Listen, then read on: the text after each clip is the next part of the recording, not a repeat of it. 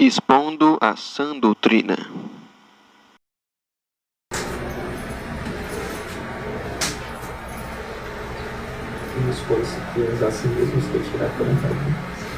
Vamos orar mais uma vez para a exposição da palavra. Pai Santo, Pai bendito, a Ti damos a honra, a glória, a graça e o louvor para sempre. E apresentamos, Senhor, o preletor, nosso irmão Cauã, que vai ministrar a Tua palavra, vai expor a Tua palavra, com a continuação do seu estudo, Deus. Opera no nosso coração por meio da exposição da palavra. E, ó Deus, trata em nós aquilo que ainda precisa ser melhorado. Que cada texto bíblico, ó Deus, venha com poder, cada leitura bíblica, cada palavra que sai da boca dele. E que a Tua palavra, ó Deus, possa de fato operar vida em nós, para que nós sejamos o bom perfume de Cristo e uma boa fragrância para o Senhor.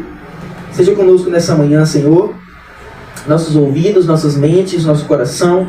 Leva todo o pensamento cativo em obediência a Cristo Jesus. Seja com Teu servo, Senhor, seja com Teu povo aqui reunido para ouvir a Tua palavra. Em nome de Cristo Jesus. Amém.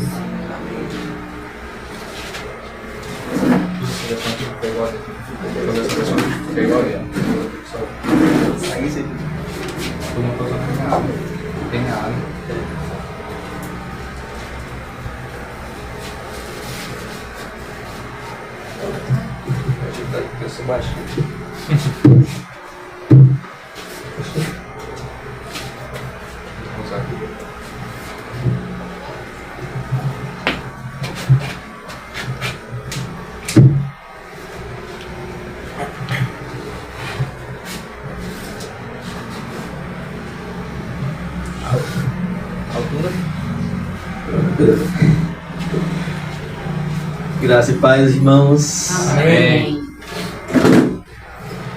Como eu sempre digo, é uma alegria estar aqui junto com os irmãos. Vocês estão muito bom com o microfone. Depois a gente tira sem isso aí mesmo. Tem que acostumar. É um grande privilégio estar aqui e também muita responsabilidade, né? E eu me alegro junto com os irmãos por estar aqui mais uma vez. E nós iremos dar continuação à nossa série estudando os 10 mandamentos. Como eu também já disse para os irmãos, nós não iremos ver os mandamentos de um modo tão aprofundado como deveria ser, né? Porque eu, por enquanto, estou lançando só as bases, para que os irmãos possam ter um conhecimento básico dos 10 mandamentos. E só lembrando, né, aqui, nosso irmão Leandro, ele me colocou aqui, o irmão Taislan, Ítalo, para nós pregarmos aqui como forma de teste e também preparação de líderes. Então aqui, por enquanto, é só um teste. E é possível, é claro, que possa haver erros durante toda a exposição da palavra. Por isso que é sempre bom ter um presbítero, né, os irmãos que conhecem mais aqui da palavra, que podem corrigir, fazer algum comentário. E é possível também que eu não consiga responder todas as perguntas, é claro, né? Porque eu só estarei limitado ao que eu estudei, embora eu possa falar mais coisas além do estudo. Então, que os irmãos já estejam abertos em Êxodo 20.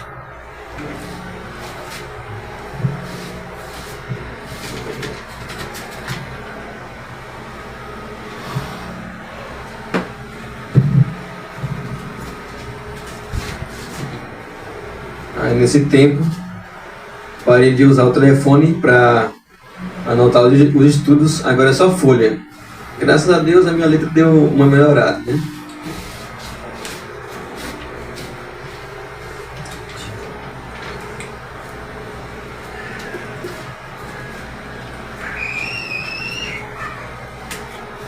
Eu gostaria de ler junto com os irmãos Êxodo 20, verso 15, apenas esse verso. Como é que diz aí? Não furte. Ou, na versão Ara, não furtarás. Ou, em outras versões, não roube. E com isso eu gostaria mais uma vez de fazer uma oração com os irmãos. Oremos.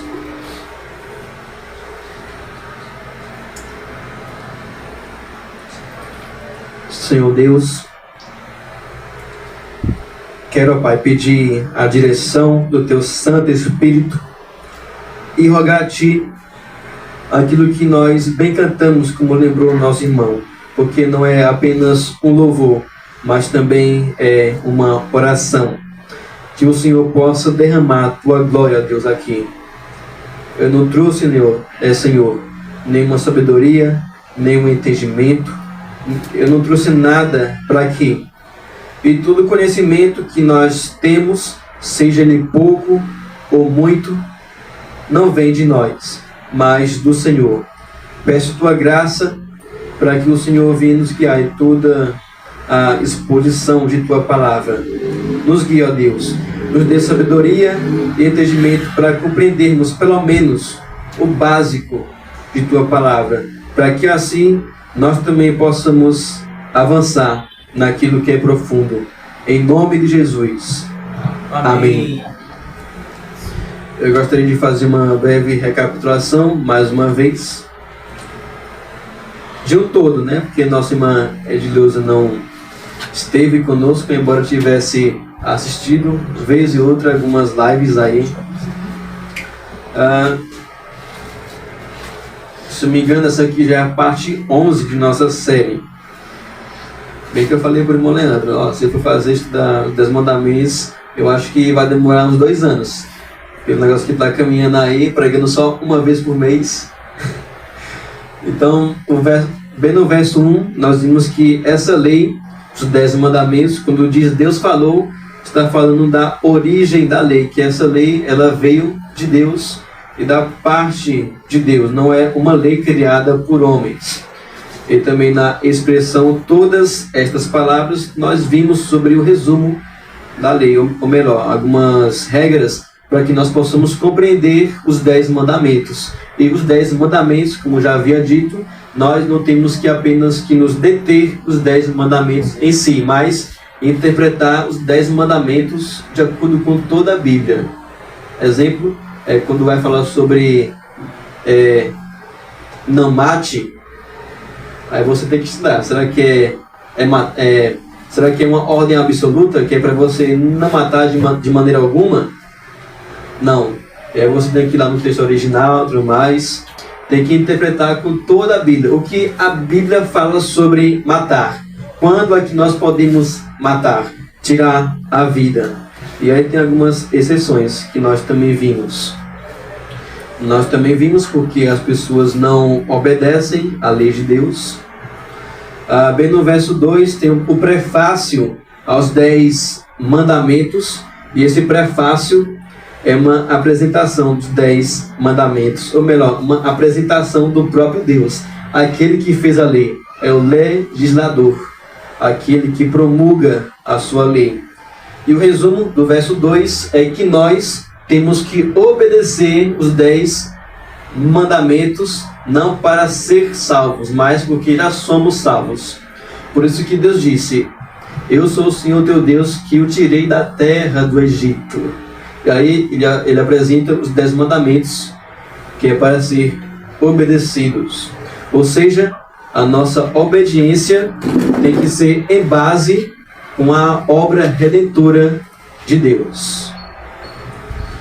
Bem no verso 1, nós vimos sobre os ídolos, especialmente alguns ídolos, no coração, que pode ser qualquer pecado, nós já vimos isso.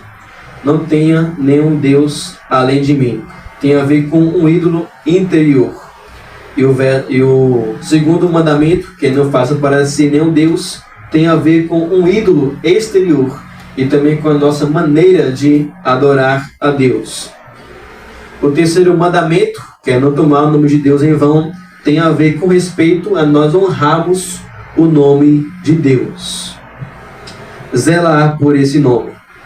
O quarto mandamento, que é para nós guardarmos o Shabat, né, em hebraico, o dia de sábado, o dia do descanso, tem a ver com nós guardarmos dentro de 7 dias, um dia para o Senhor.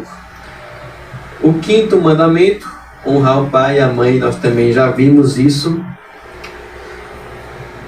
O sexto mandamento, que é não mate, também nós já vimos algumas exceções também, quando é que nós podemos matar, como por exemplo, em caso de alguma guerra civil, ou melhor, algum país atacar o nosso, nós podemos pegar armas e defender a nossa pátria. Ou em caso de violência, se a sua vida correr risco, ou você vai ter que lutar por sua vida ou fugir. Como Cristo disse, se alguém perseguir vocês em uma cidade, o que ele faz? Fuja para outra.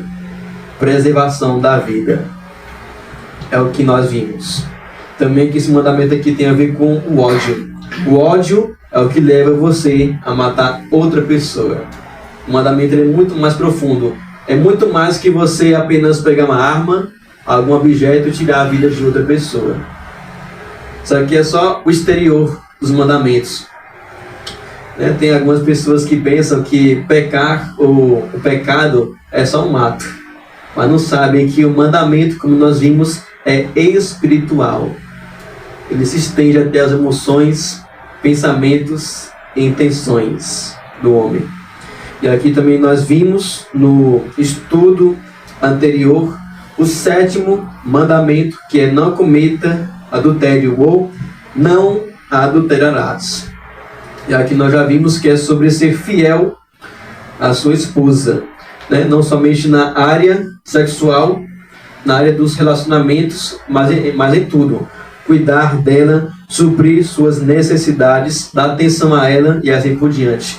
Mas o que nós vimos no estudo anterior foi sobre a parte da sexualidade, onde nós vimos sobre o adultério em si, sobre a fornicação, que nós vimos também sobre o homossexualismo, a bestialidade, que é relação sexual com animais. Até falamos sobre casamento com árvore, animais, assim por diante. É uma loucura. Quando o homem ele rejeita essa palavra. E também falamos sobre um tema que era bem importante, sobre a masturbação, que nós falamos. E falamos também sobre o incesto, que é a relação entre parentes. Também sobre as imaginações, nós vimos também no estudo anterior, sobre alimentar fantasias, desejos e assim por diante. É o que leva você ao ato. O vestuário também, e modesto, as modestas também devem se vestir de maneira decente. Graças a Deus, pela graça do Senhor, não temos esse problema aqui. Até tivemos, mas foi resolvido pela graça do Senhor. E nós também vimos sobre a demora do casamento. E o que esse mandamento aqui, ele exige, só recapitulando. Controlar o corpo, em primeiro lugar. Segundo, vigiar os olhos. Terceiro, o casamento daqueles que não têm o dom da continência, isso é, o casamento daqueles que não têm o dom de se controlar. Pois que Paulo disse, se é para você ficar subindo as paredes com esse fogo, se case. Porque é melhor casar do que viver abrasado. Nós também já vimos aqui sobre o amor conjugal, que o marido deve amar a esposa. Isso também faz parte do 7º mandamento. É como um selo de proteção para que você não quebre esse mandamento. E por último, a coabitação, que é o sexo dentro do casamento. E aí quando nós vamos ver no dia de hoje, relação sexual antes do casamento. E o contrário, dentro do casamento, se não tiver isso, é errado também, Nós vamos ver aí os relacionamentos das pessoas ímpias. O menino, o jovem, mal conhece a moça e dentro de uma semana, um dia ou alguns meses, já quer fazer tchaca-tchaca na buchaca. Já quer ultrapassar os limites da palavra de Deus. Mas, com respeito a isso, a palavra de Deus diz, não é assim, o esquema não é esse. Não é esse o plano que eu tenho para você no casamento. Pois é.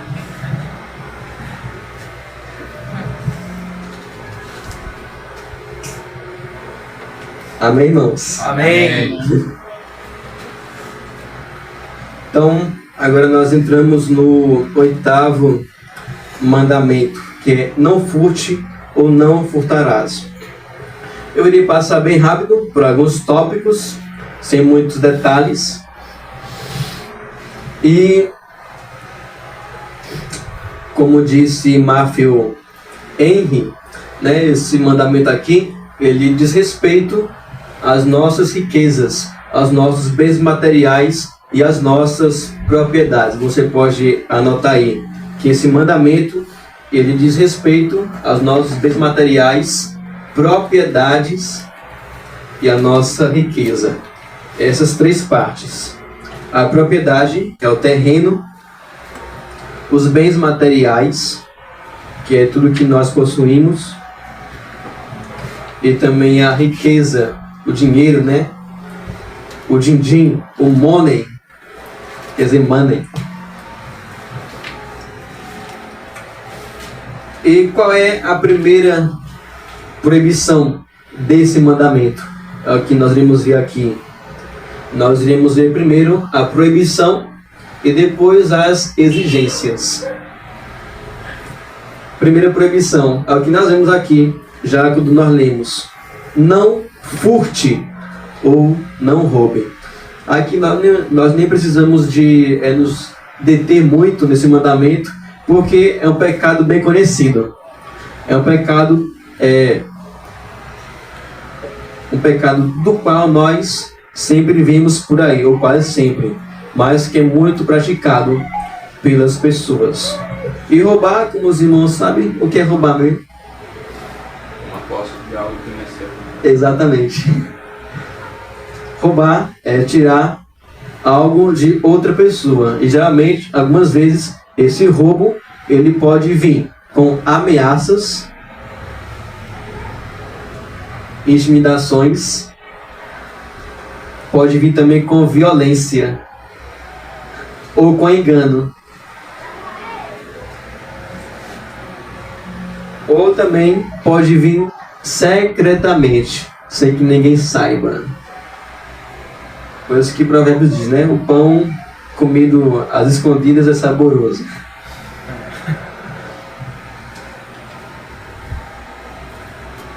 E aqui, os irmãos, eu começo até interessante. A partir dos 10 mandamentos, você pode começar a pesquisar sobre a história.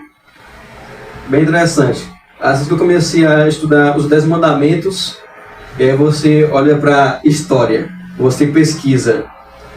E o pecado do roubo, do furto, ele não é um pecado assim de agora, né? Com pessoas roubando os velhinhos, né? Golpe do INSS, dentre outros. Teve um certo homem em 1111 no Egito, antes de Cristo, disseram que ele era o primeiro ladrão de túmulo. Eu anotei aqui o nome desse cara, Amen Panuf.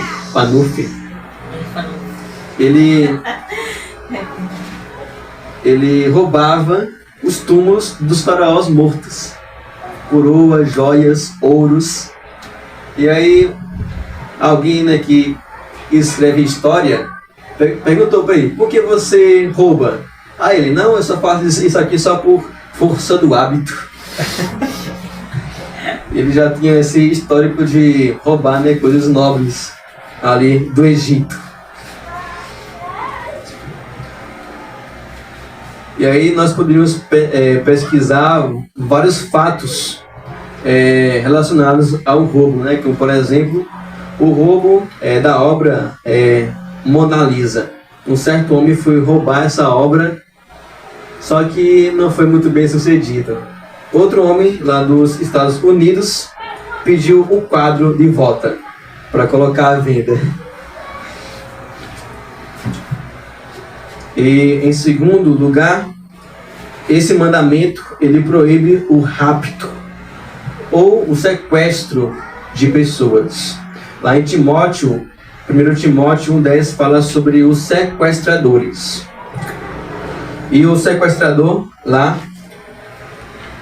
essa palavra sequestrador quer dizer um homem, se refere a uma pessoa que pega pessoas livres, homens livres, e os reduz a uma condição de escravidão. Sequestradores. Isso também não é nada novo, mas também que vem desde o princípio do mundo, o sequestro de pessoas. E essas pessoas, esse pecado aqui, as pessoas sequestram as outras, ou para trabalhos forçados, ou poderíamos até conectar esse mandamento com o anterior para abuso sexual.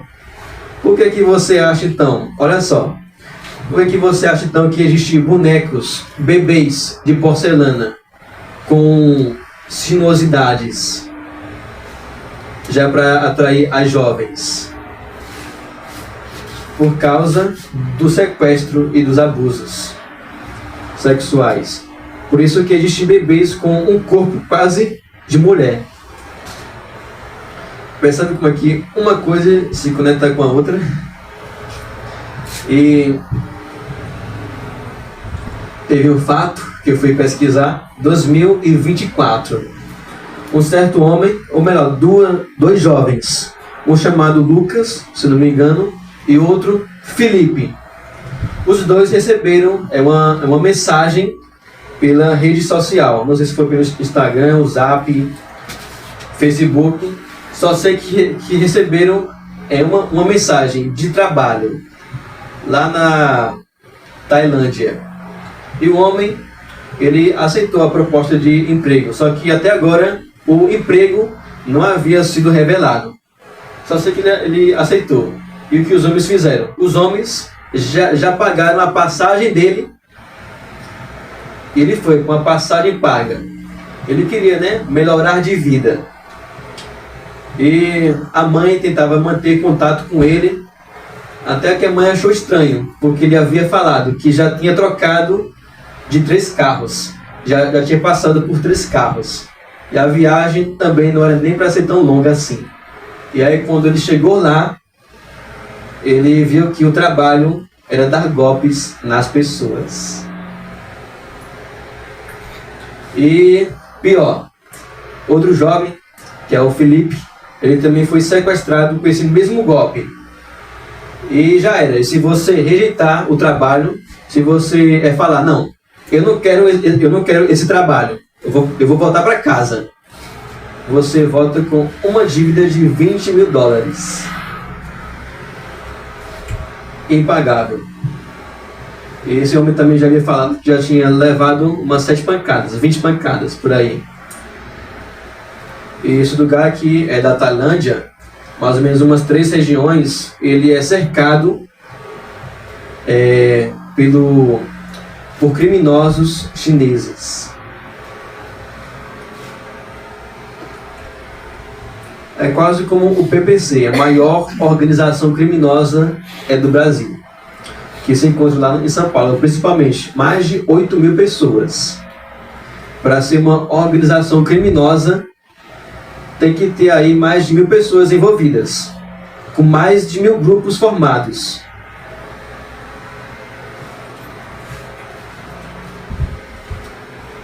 E, além do mais, esse jovem, o Lucas, que foi sequestrado, ele queria rejeitar o trabalho de dar golpes. Aí disseram que além das pancadas, além dos maus tratos, além também do estado dele de ficar sem comer, sem alimento, que nem compravam para ele, disseram que iam vender os órgãos dele. Viu como é que é o sequestro? Isso aqui é tanto um alerta para mim quanto para os irmãos. ao receberem algum anúncio pelo telefone, uma proposta de emprego, tem que checar todos os dados. Tem que ver tudo bem certinho, para ver se é verídico, para ver se é verdade, para que você não caia em golpe e a sua vida não corra em risco. É o rapto. Essa aqui é um fato, mas ao mesmo tempo uma ilustração para esse estudo. Terceiro, esse mandamento ele também proíbe o trabalho injusto, né? Como eu coloquei aqui, o trabalho injusto, como por exemplo a transação fraudulenta de dinheiro. Você dá um valor errado para outra pessoa. Você dá o troco errado a essa pessoa. É o valor injusto. Ou pesos e medidas adulterados. Abra lá a sua Bíblia. Ou melhor, pode deixar ele fechado. Aqui diz: o Senhor detesta balanças desonestas. Provérbios 11:1. O Senhor detesta o uso de 2 pesos e 2 medidas. Ele detesta tanto uma coisa quanto a outra. Provérbios 20:10. Então, em seu trabalho você também deve ser justo. Porque se você não for justo, não for honesto, verdadeiro e fiel, você também estará roubando o seu próximo. Como, por exemplo, pessoas que trabalham com marketing. Eu até já tentei fazer isso, né? Só que o trabalho não tem muito certo, não. Você pega um produto, tira a foto dele, faz todo o anúncio, a publicação. E você vai colocar a descrição desse produto. E você tem que colocar tudo da maneira correta. O preço. Qual é o preço? É do produto. O preço é R$20. Você não pode colocar R$23, alguns centavos a mais, porque isso também seria roubo. Por exemplo, o meu caso, que eu também já tentei ir nessa área, tem lá, você vai lá no Mercado Livre, pega o produto, tá lá, produto de R$180. Você tira a foto, faz todo o anúncio. E aí, na sua publicação, você coloca de uns R$200.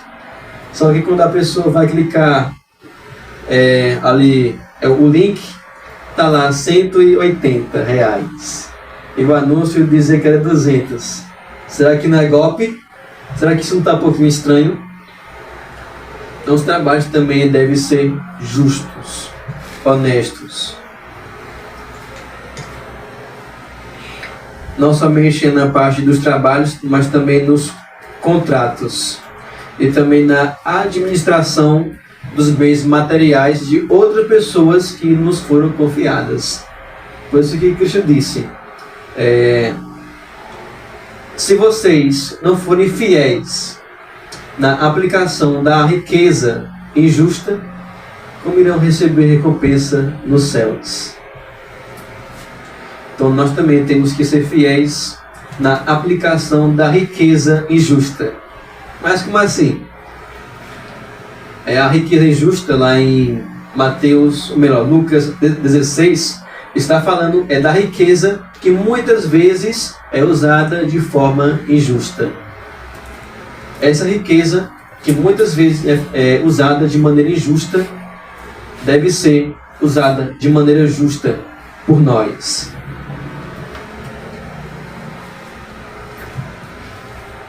Em quarto lugar, nós percebemos que é um processo. Primeiro, o furto. Segundo, o sequestro. Terceiro, o trabalho injusto. Quarto, esse mandamento aqui proíbe a estima e o amor desordenado aos bens terrenos. Abra lá a sua Bíblia, 1 João 2, 16 e 17.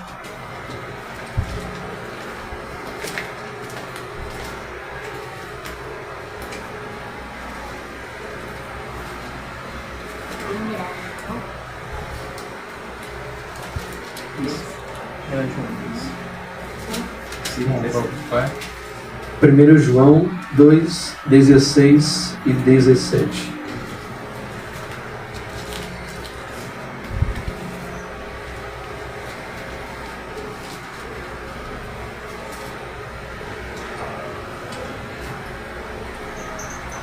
Ele diz,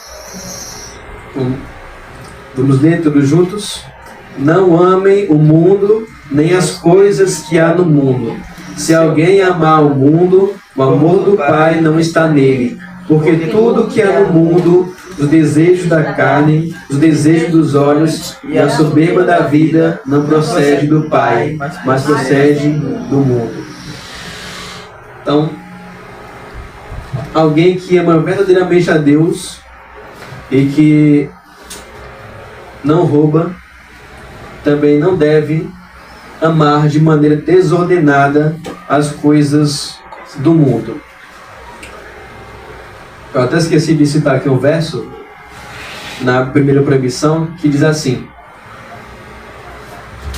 se você rouba, não roube mais. Efésios 4, 28. E aí quando é que nós... E aí ele dá outra ordenança. Pelo contrário, trabalhe com as suas próprias mãos. E aí você pode não quebrar a ordenança é negativa, não roube. Não, mas eu não roubo. Talvez você também não quebre a ordenança positiva, trabalhe. Mas talvez você possa quebrar a ordenança de amar as coisas do mundo. Porque é assim, quando você começa a trabalhar e você vê que as suas riquezas aumentam e os seus bens lhe proporcionam alguma coisa boa, você começa a aplicar esse dinheiro de forma justa, amando aquilo que ele lhe proporciona. Como ia falar?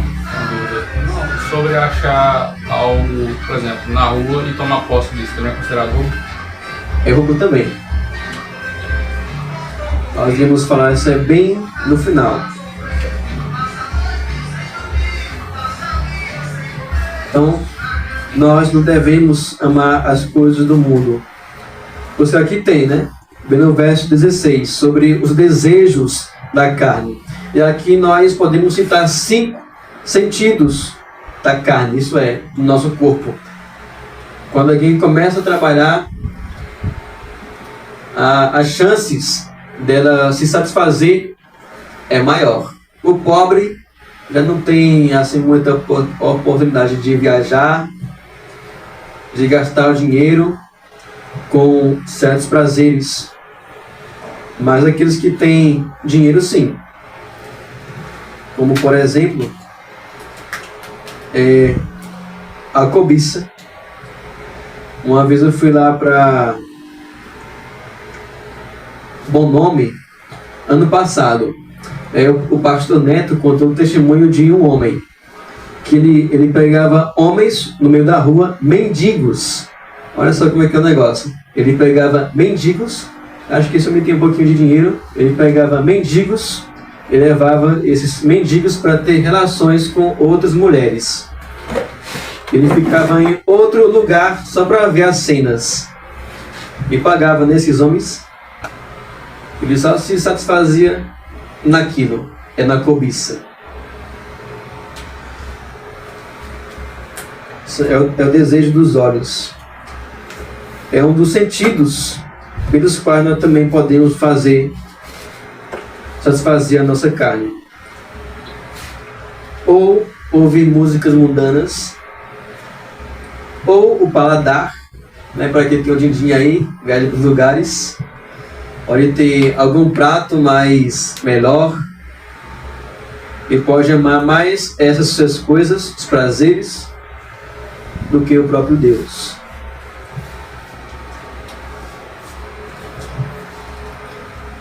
Então nós vamos para as exigências desse mandamento. Meu propósito aqui não é me deter tanto. Então, o que esse mandamento ele ordena? Abra lá sua Bíblia em Efésios 4, 28.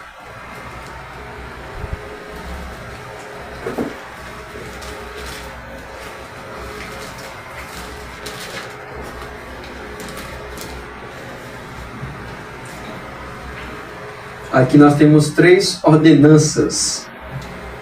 Então, o que o mandamento ele exige? Ele exige que trabalhemos, como já acabei de falar. Aqui diz: aquele que roubava, não roube mais. Pelo contrário, trabalhe fazendo com as próprias mãos o que é bom, o que é útil. Então, o trabalho é uma ordenança de Deus. Não deve ser visto como uma maldição. Ele pode ser visto assim, como se fosse uma maldição. Se você ama mais o trabalho, seu trabalho rouba alguma coisa de você. Calma. E assim, nós temos 2 exemplos bíblicos, né? Um negativo e um positivo com relação a essa questão de furto, né? Você tem Zaqueu, Já está no final. que roubava, né? E deixou de roubar.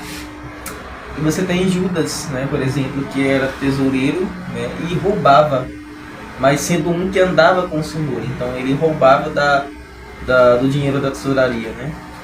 Então tem esse exemplo negativo e positivo nas escrituras também. Exatamente.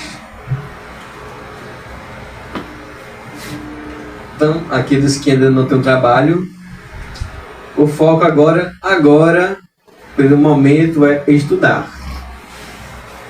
Estudar. Teoria, conhecimento. E depois, quando acabar os estudos, o trabalho.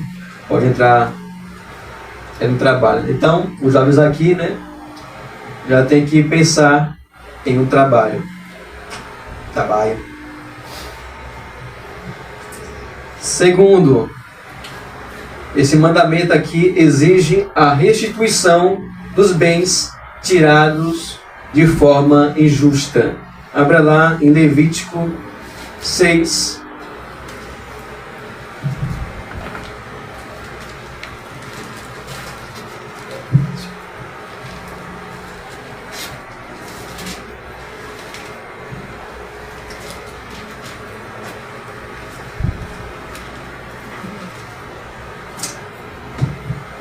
Levítico 6,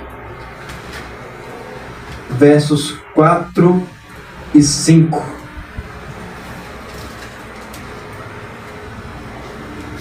Os versos anteriores falam sobre alguém que roubou alguma coisa do seu próximo ou fez um uso errado desse bem roubado. E aqui o verso diz: será, pois, que tendo pecado e ficado culpada, essa pessoa restituirá aquilo que roubou, ou que extorquiu, ou o depósito que lhe foi dado ou confiado, ou o perdido que achou, ou tudo aquilo sobre o que jurou falsamente. Restituirá por inteiro a isso e ainda acrescentará a quinta parte. Entregará isso àquele a quem pertence no dia em que trouxer a oferta pela culpa. E aqui nós podemos observar algumas coisas. Se você roubou, tem que restituir, né? Como nosso irmão Leandro disse, citando o exemplo de Zaqueu: Senhor, se eu roubei alguma coisa, é claro que roubei, só que eu não quero falar que eu roubei, prometo que vou restituir 4 vezes mais. Como diz um louvor: minhas mãos eram cheias de dinheiro, vazio eu sempre tive o coração. Ele diz que repleto então ficou, pois tudo em mim mudou. Agora eu sei que eu tenho paz. Ele canta: paz eterna, paz, tesouro que nunca se acaba. Sei que encontrei meu Salvador, confio nele, sim.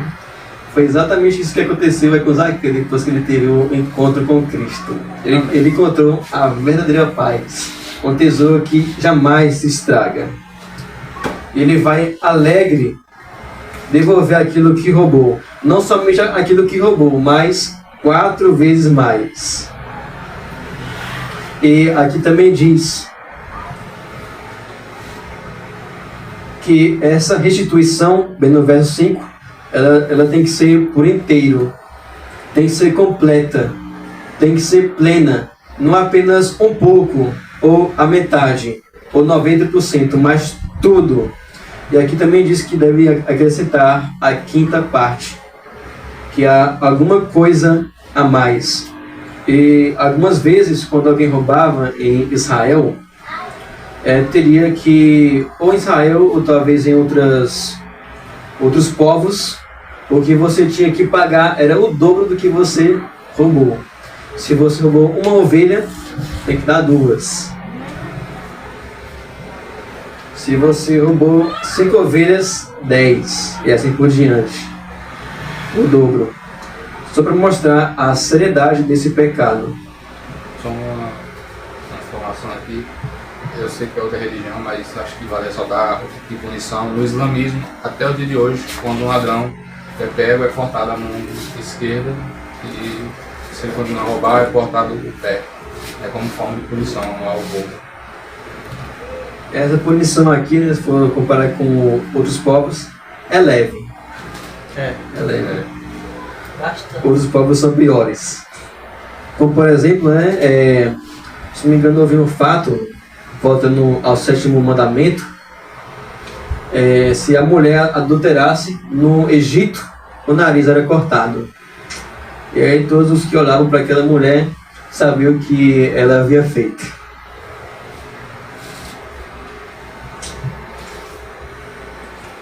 E terceiro, esse mandamento aqui ele também requer generosidade. O 8º mandamento requer que demos e emprestemos na medida do possível para ajudar o próximo em suas necessidades. Como disse o próprio Cristo, dê o que lhe pede, ou dê a todo o que lhe pede. Lucas 6,30. E aqui existe também um exemplo negativo. Lá em 1 João 3,17. Ora, se alguém possui recursos desse mundo e vê seu irmão passando necessidade, mas fecha o coração para essa pessoa, como pode permanecer nele o amor de Deus?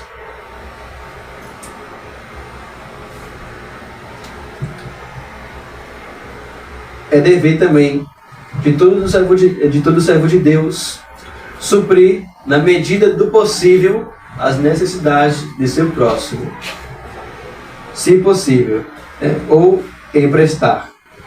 Generosidade, E aqui diz: mas se essa pessoa vê o seu irmão passando necessidade, mas fecha o coração, como é que pode essa pessoa? Como é que pode o amor de Deus permanecer nele? Isso é uma prova de que você não ama o seu irmão.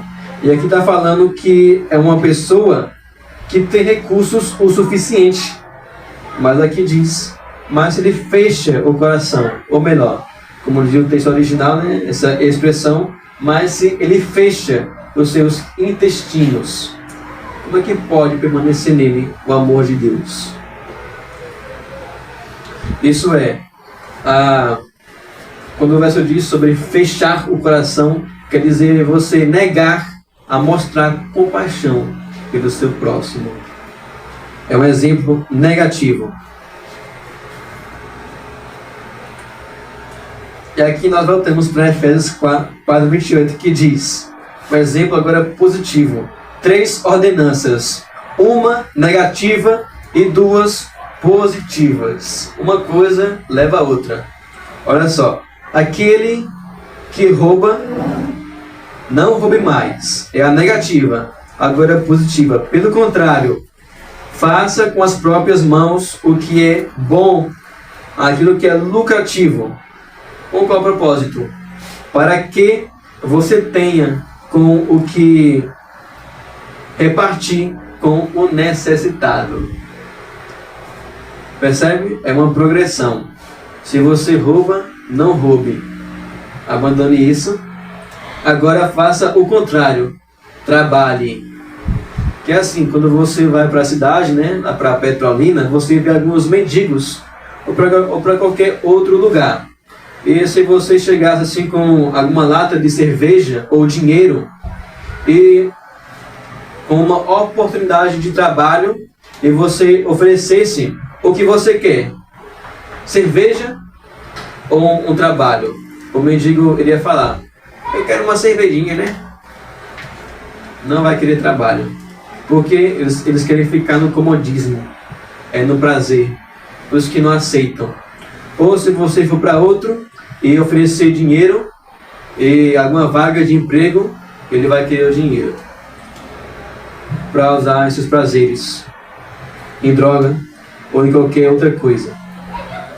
Por isso que o mandamento diz: pelo contrário, não roube, mas trabalhe. Para quê? Para que assim você, tendo um sustento próprio, você também possa ajudar o seu próximo, onde ele estiver necessitado.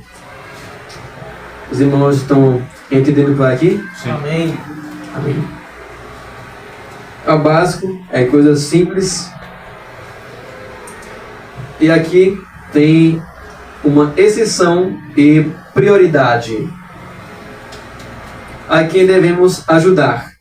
Por isso, enquanto tivermos oportunidade, façamos o bem a todos, a todas as pessoas, mas especialmente a da família da fé. Efésios 6:10. Então você deve ajudar todos, mas especialmente os da família da fé.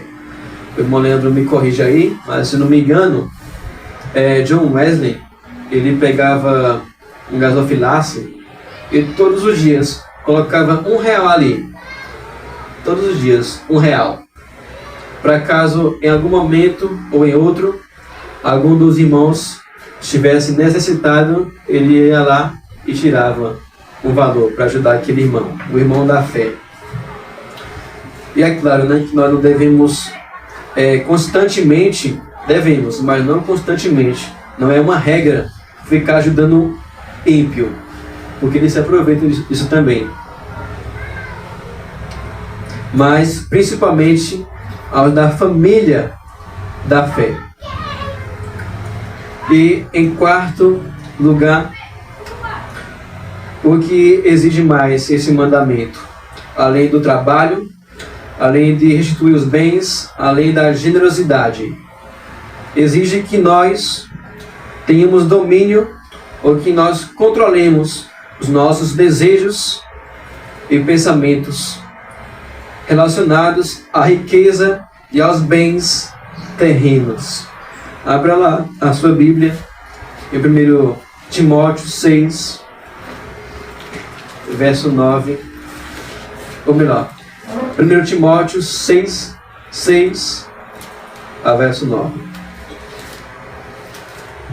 Esse mandamento exige que tenhamos domínio ou controle sobre os nossos pensamentos e desejos.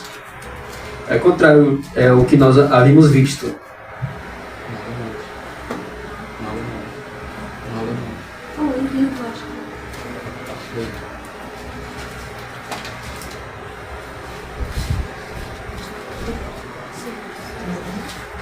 Primeiro Timóteo 6.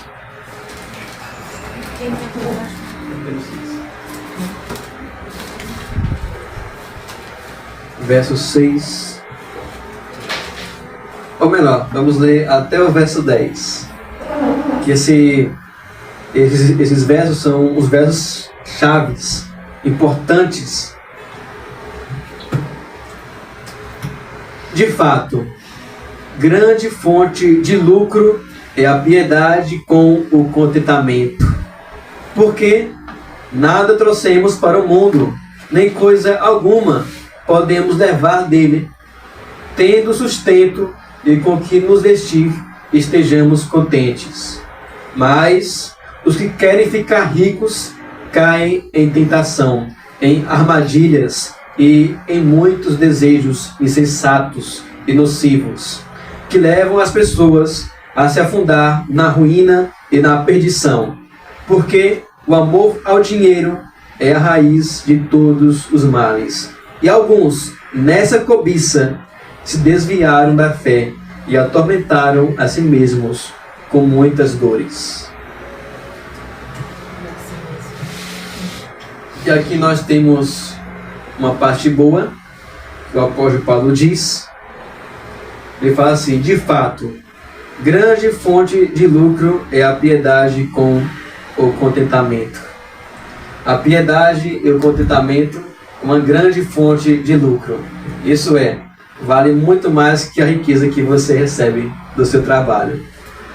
E a piedade aqui é a devoção a Deus, é ir em direção a Deus, é agir em direção a Deus. Por isso que tem a palavra religião, que quer dizer religare, em latim, né? Religar o homem com Deus. É um estado de comunhão entre o homem e Deus. E aqui diz que esse estado de piedade, de devoção a Deus, de dedicação a Ele, deve vir com contentamento. Isso é, gratidão. E aqui o verso continua: porque devemos ser gratos? Porque nada trouxemos para o mundo, e nem coisa alguma podemos levar dele. Como disse Jó, eu nasci nu, e nu eu vou voltar. E tudo que nós temos é dádiva e vem da mão do Senhor. E aqui ele continua dizendo: tendo nós sustento e com que nos vestimos, estejamos contentes. Você não precisa de nada para viver nessa vida. Nada. Apenas Cristo. E se você tem com que comer e vestir, o antídoto para ingratidão, essa palavra, contentamento. Você não precisa de nada. E aqui diz o verso 10, pulando, né? Que agora eu me lembrei de uma coisa que também é importante nós ressaltarmos. Porque o amor ao dinheiro é a raiz de todos os males. Ou melhor, né? É a raiz de muitos males.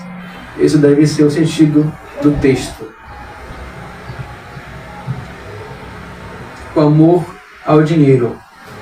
E aqui, se nós fôssemos colocar ainda na parte das proibições, eu também iria dizer e acrescentar sobre os jogos de azar, que também o mandamento proíbe. O jogo do tiguinho, né? O jogo do bicho, Mega Sena e assim por diante. Jogo de sorte ou azar, que você tem que pagar um valor para receber outro. Só vai na fé, né? Só vai na sorte. O dinheiro que cair é meu. Se não cair, não caiu. Tenha cuidado com isso, com o dinheiro fácil. E eu nem precisaria de falar das consequências desse pecado, mas é bom falar. Geralmente algumas pessoas que já jogaram o Tigrinho ou qualquer outro jogo assim que envolve dinheiro, a plataforma, bem no começo, ela te dá algumas rodadas grátis para você jogar e ganhar ali algum valor. Mas depois de um tempo de você ganhar muito dinheiro, a plataforma vai começar a lhe roubar o dinheiro. E é o que acontece.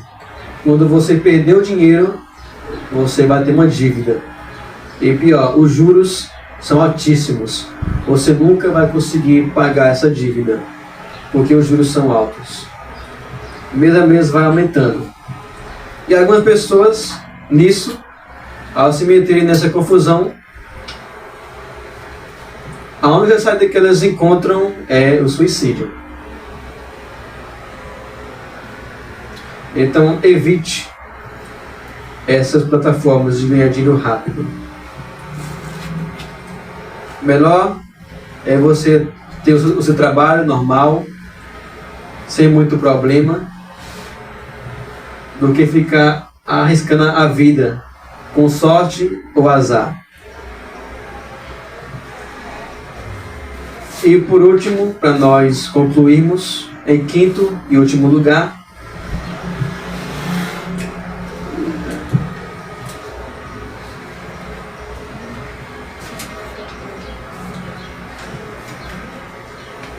o oitavo mandamento exige que tenhamos, preste bem atenção, o oitavo mandamento exige que tenhamos cuidado e diligência em adquirirmos, guardarmos e usarmos todos os meios necessários ao nosso sustento, os quais a providência de Deus deixou à nossa disposição.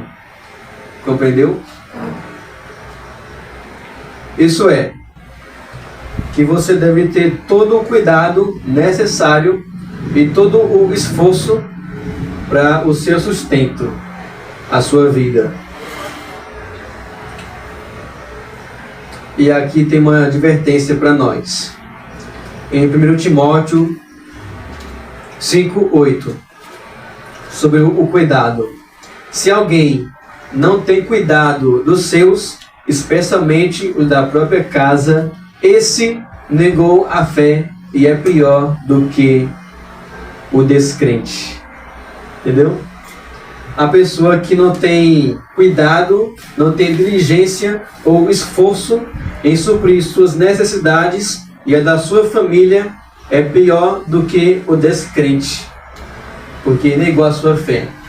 Porque tudo o que você faz, lavar a louça, lavar a roupa, cuidar da casa, o seu trabalho, a vida comum no lar, é um culto a Deus.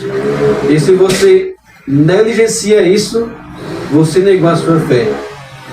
E é pior do que os pagãos. Porque até os pagãos, eles dedicam um dia da semana para os seus falsos deuses.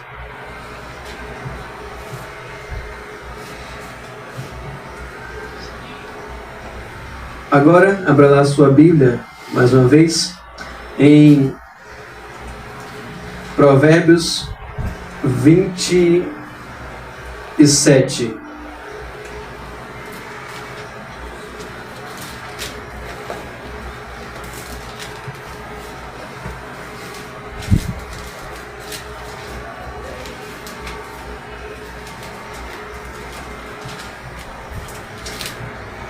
Provérbios, capítulo 27, versos 23 e 27. E eu resumi esses versos aqui nas seguintes palavras: a diligência na preservação dos meios necessários à vida nos levam a suprir a nossa família. A diligência na preservação dos meios necessários à vida nos leva a suprir a nossa família. Veja aí. Procure conhecer o estado das suas ovelhas e cuide dos seus rebanhos. É o cuidado, é a preservação.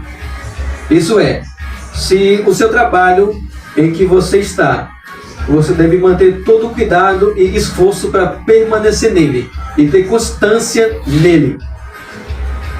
Aqui diz, porque as riquezas não duram para sempre, nem a coroa de geração em geração. Quando o feno for removido, aparecem os renovos, e se recolher o capim dos montes, então, ó resultado, então os cordeiros lhe darão a lã para a roupa, e os bodes serão vendidos para pagar o campo, e as cabras produzirão leite em abundância. E qual é o resultado? Para alimentar você, alimentar sua casa e sustentar suas servas. Isso é, nós temos que fazer maior cuidado. Tudo aquilo que está à nossa disposição, nós temos que usar para o nosso sustento. Lembra de João Batista? O que ele fazia para se sustentar? Comia gafanhotos.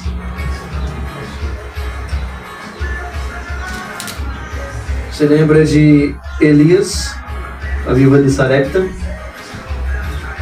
Ele pediu aquele punhado de azeite e tomou, né?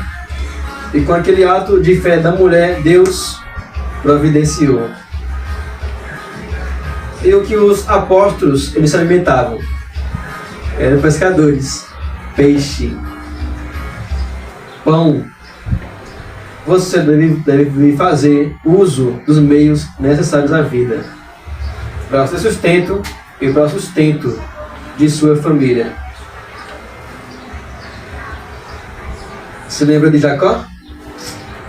Trabalho. Se lembra de Esaú? Caçador, com arco e a flecha. Ele usava os meios, os instrumentos que ele tinha para se sustentar e para sustentar a sua família. Então, o que você tem à sua disposição no tempo atual, de agora?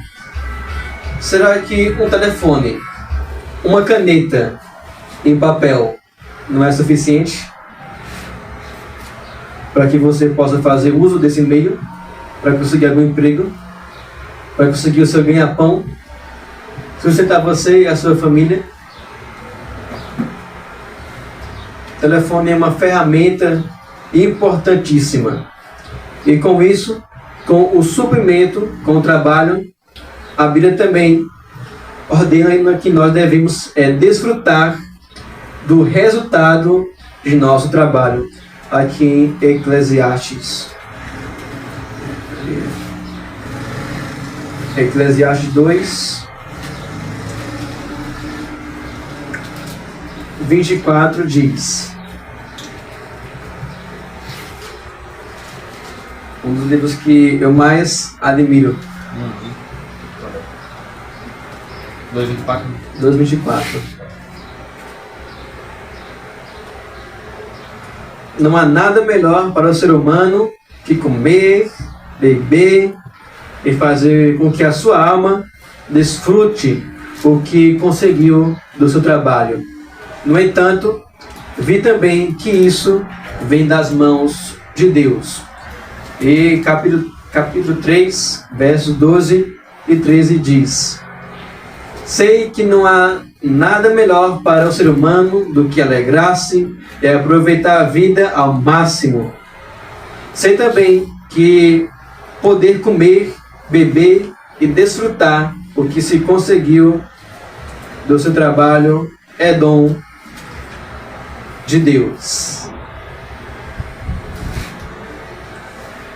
Então, isso aqui poderíamos até citar as pessoas ricas, né?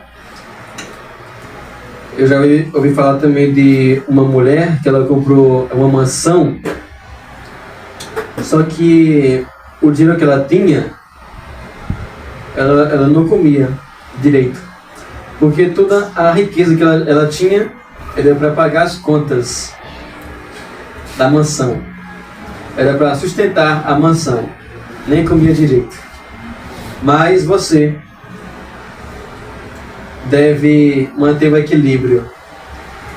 Tudo o que você conseguiu com o seu dinheiro deve investir em alguma coisa.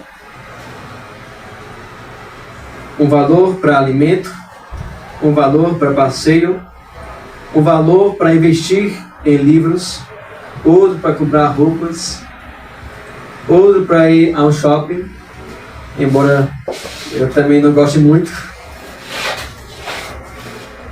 Você deve desfrutar do resultado do seu trabalho. Amém, irmãos? Amém.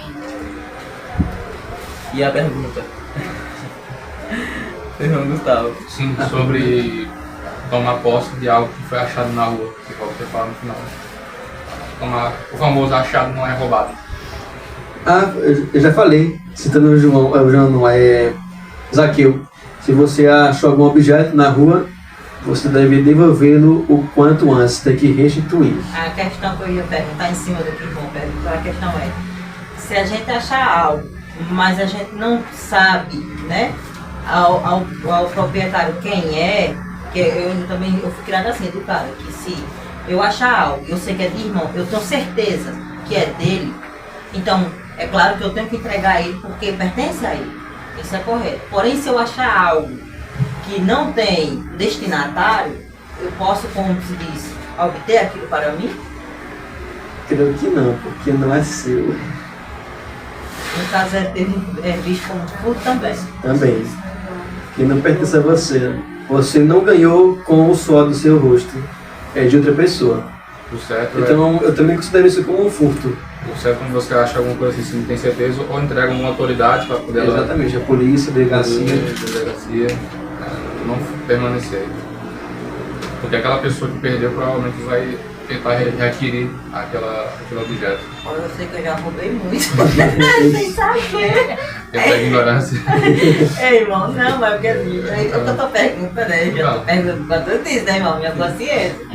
Às vezes eu tô andando na rua, aí eu acho o dinheiro, tá entendendo? Aí eu digo, acha esse dinheirinho aqui? Né? Aí eu digo, não tenho um dono, vou usar e comprar. Muitas das vezes eu sei de comprar coisa, né? Pra deixar as coisas possuírem. Já dinheiro é mais complicado. É isso que eu tô perguntando. Porque tem N situações, né? Então, é isso que eu tenho. Tem N situações, né? Quando você encontra alguma coisa, né? É disso que eu quero falar.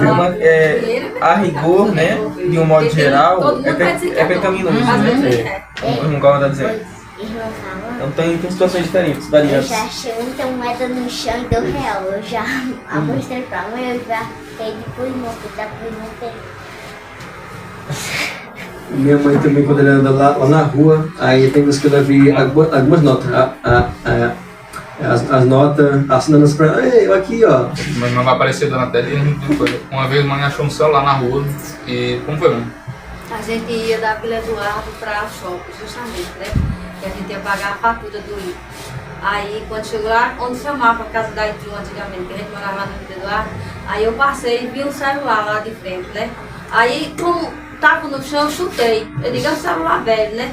Aí, minha gente, foi um terror. Quando eu abri, que tinha o nome, botei na bolsa, quando cheguei lá no shopping, pra mim que a polícia já vinha atrás, não sei o que, Gustavo, João, pelo amor de Deus, eu fiquei aperreada. Quando eu vi que tinha, eu não conseguia abrir porque tinha senha, mas eu vi que era de alguém. Aí eu, pra mim, que a polícia, todo mundo já estava atrás de mim, atrás daquele celular, me deu um nervoso. Aí meu marido pegou, vamos voltar lá ligeiro. Aí eu disse, tu lembra? Eu nem lembrava a rua que eu tinha coisado, que eu tinha passado. João disse, eu lembro, aí nós voltamos ligeiro. Eu disse, João, a polícia já está atrás de nós. Quando eu peguei. Aí ainda bem que meu marido lembrou, ele disse, foi aqui. Aí nós batendo na porta, a mulher nem tinha percebido que tinha caído. Mas pra mim o FBI ia todo a polícia já estava atrás de mim. E eu com medo, quando eu vai na volta, e a gente ainda bem que era pertinho, né? Do shopping pra ali, pra Vila Eduardo. Aí eu peguei todo o carro que eu vi, liguei a polícia. A polícia já veio atrás de mim que eu roubei o celular. Foi um terror, mas nós entregamos. Mas isso mostra uma consciência sensível, né? Dentro desse ponto que o irmão Paulo está falando, você tem, só para contextualizar isso aí, a gente tem um monte de variante com relação a isso, né? Tanto com relação ao que você encontra, quanto com o que fazer. Você encontra, às vezes, produtos que tem o destinatário, a procedência, como, por exemplo, documentos e celulares ou algo dessa natureza. E você encontra dinheiro, que é mais difícil. Quando você encontra dinheiro, você não encontra de grandes quantias, né? Então você encontra R$2, R$10, R$20. Então como é que você vai devolver aquilo, não é? Como é que vai ser a procedência daquilo? Agora você acha uma carteira, aí já aí a carteira, né? Então assim... E já perdeu, entendeu? Então eu acredito que tem a sua consciência, né? Ela vai ditar, né? Você tem a palavra de Deus que ela traz uma certa flexibilidade com relação a isso, por não ter não ter termos específicos, né? Então é uma questão de consciência também. Não vou nem mentir, Envolve o bom senso. O dia que eu achei os 50 até que estava presente de casa. Às vezes, né, irmão, calma. Eu acredito que às vezes também Deus providencia, numa situação de necessidade, Deus providencia meios assim. Porque assim, isso assim, muitas das vezes, por isso que eu já perguntei em cima do que o irmão falou, porque assim, e muitas das vezes da qual eu achava dinheiro assim, na rua, é justamente numa ocasião que eu estava realmente precisando, interessante. E é por isso que eu pergunto, porque assim, às vezes eu achava dinheiro ali e fica assim, né? Meu Deus, como assim? Por quê? Isso também, quem? Aí... Isso também vai de conta daquele texto lá de Êxodo, a qual Deus proíbe quando você está colhendo trigo e aqui o trigo cai, para você pegar de volta, porque ali foi a providência de Deus para as viúvas e os necessitados. Então, às vezes, uma pessoa pode perder uma quantia para a providência de outra pessoa. Providência de outra pessoa, é. Então, as situações que é impossível você... O dinheiro é complicado, porque dinheiro não tem nome, não tem endereço. Agora em carteira, sim. A não ser que seja, aí você... Vê quanto é questão de sensibilidade, né? Porque se for uma grande quantia, aí não, aí o bicho pega, né? Então se for uma grande quantia, você tem que procurar as autoridades, a polícia, né? A polícia, isso. A irmã Edileuza conseguiu em um só ativar as 5 estrelinhas do GTA V. Não, e o pior que eu falei pra meu irmão, aí meu irmão disse assim, mas a senhora é besta, eu tirava o chip e ficava pra senhora. Aí eu disse, sim, mas ele lá na roça tinha achado, o filho dele tinha achado um e ele foi procurar, ele mesmo que tinha devolvido a um homem que tinha perdido lá de um roubo, que ele jogou no mato, o homem foi atacado lá nos campos. E ele, quando achou, aí entregou pro patrão dele, meu filho achou e ele entregou. Aí ele veio me dizer isso, eu disse, sim, mas o senhor entregou e eu que sou mesmo, não vou entregar? Tá vendo? Eu também já perdi a minha carteira, já foi umas 2 vezes, andando, né, cara, do bolso. E já, ela também foi entregue, né, pra mim, tinha documentos e tudo mais. Aí também sobre essa parte aí, né, do dinheiro ser uma providência, pode ser também, né, já vi também o testemunho de um irmão que estava em um seminário, que era o CPO, e aí tinha um momento de oração, e os irmãos estavam orando, né? Cada irmão estava orando, ele chegou bem triste, e cada um falou o seu pedido. Aí perguntou para o homem, qual vai ser o seu pedido? Ele falou, dinheiro. Os irmãos começaram a rir dele, a zombar e tudo mais, e oraram, né? Porque na casa dele tinha acabado tudo, o alimento, tudo, para a família. E aí, certo dia, certa noite, ele se encostou em um poste, ele ia chorar. Aí, quando ele se abaixou, achou o dinheiro que ele precisava. Então, também pode ser por questão de providência. Eu me lembrei que era do real, era da irmã que o irmão Gustavo trazia. Eu lá mostrei pra dentro dele, vai lá perguntar se era do irmão Gustavo. O irmão Gustavo falou que era não. Aí o irmão dele foi lá e mostrou pra menina. Ele disse, é meu. Aí ela foi lá e me deu e falou, não, pode ficar. Ai, Senhor, muito obrigada. Então, nós vamos orar para finalizarmos.